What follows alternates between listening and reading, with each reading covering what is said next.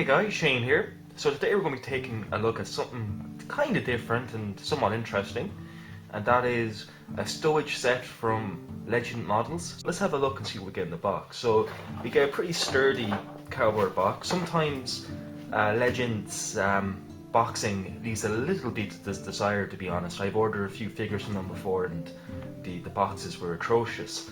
However, this is pretty sturdy, pretty tough, should survive shipping quite well. Not a lot of great packing. Like this bag came inside this envelope of bubble wrap. To be honest with you, it can do with more. Anyway, enough of that. Let's have a look and see what we get from this rather large Ziploc bag of parts. So we get quite a bit, and the reality is it's meant to be for one vehicle. You can easily get a couple of, you could probably deck out a couple of Shermans out of this, or even any other allied American vehicle for the most part. So let's have a look and see what we get in the bag.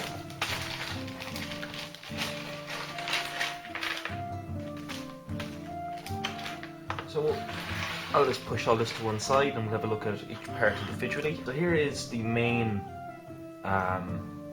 plug of equipment that would sit on the engine deck, molded in one solid block of resin. I'm not seeing any bubble marks. Quite clean actually, a little bit oily, so you will have to give this a bit of a scrub in warm soapy water. Not boiling water, but just lukewarm water will do the job. Anything hotter than that, you will actually begin to soften and warp the resin, which we don't want. As you can see, the detail is quite nice. Great relief in the fabric. I think this is meant to be, oh no, it's a tent. I thought it was an aerial recognition panel. A few other boxes and all that. And to be honest, it does save a little bit of time in trying to make it yourself. I always struggle to make tarps look like this when they're packed together. But very nice though, so we'll keep moving and have a look. We have this little piece. Again, probably from the rear deck. There is no instructions to where these are placed, so you can just have to take your time and go through the vehicle and sit them down. So this is for the M4 A1. So the A1 is going to be a little bit different from the other variants of Sherman, so it might not conform to the later A2 or A3 variants. Should take Sherman 1, which is the British A1 model, if memory recalls correctly. So once again, really nice detail, no bubbling, no miscasts. Actually, pretty little cleanup. It's very impressive, I have to say. This is the first time I've looked at a stowage set from Legend, and you know they are known for their stowage sets, and I'm pleasantly surprised. So I'll just keep looking at the bigger stuff.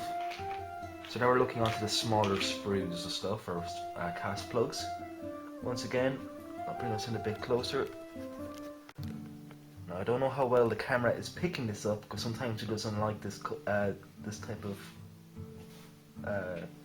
plastic. It tends to confuse the lens somewhat.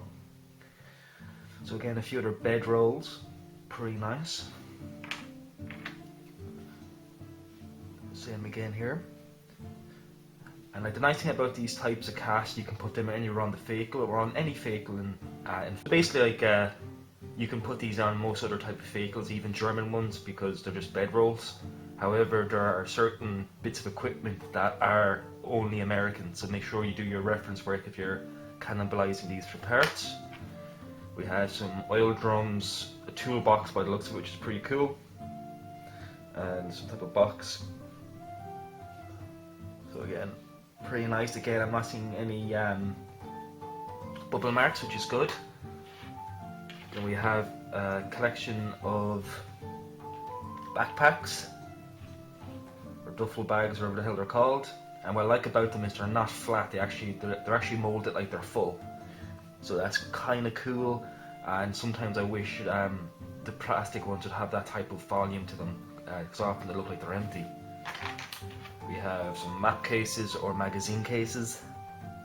Or sorry, these are magazine cases. Helmets. Look a bit. These do look a little bit underskilled, and yes, we do have a little bit of miscasting on one of the helmets. But other than that, they're okay. More helmets. Again, they do seem a bit small. There is a lot of debate on the various online forums to how big the M1 helmet should be. Personally, I couldn't care less, but I think I'll just use my spares from my Dragon kits. Jerry cans, again pretty nice.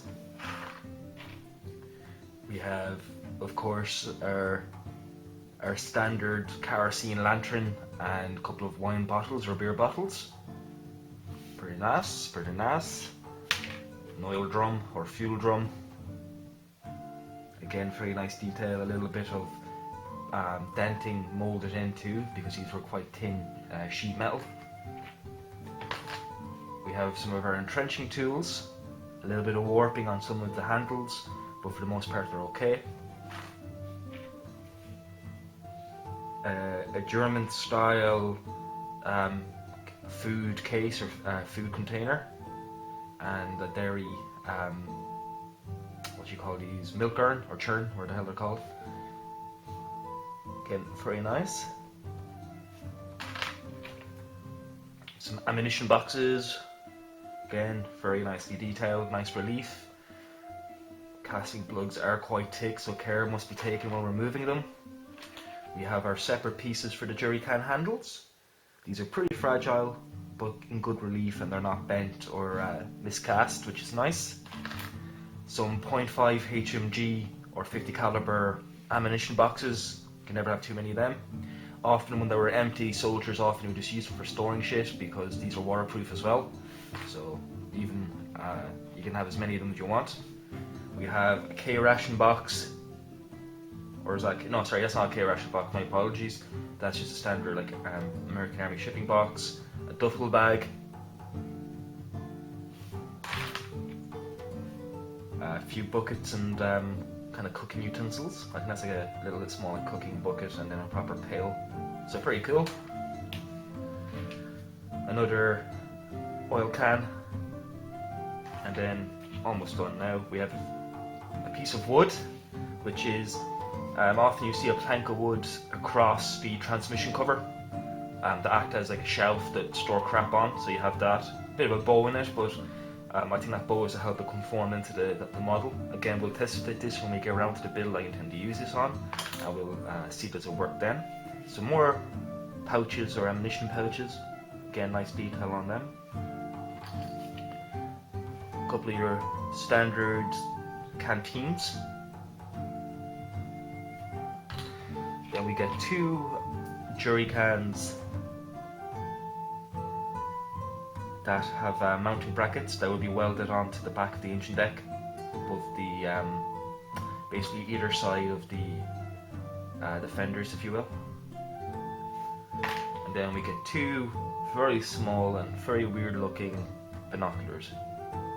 So there you have Legends M4A1 stowage set, reference number LF1176.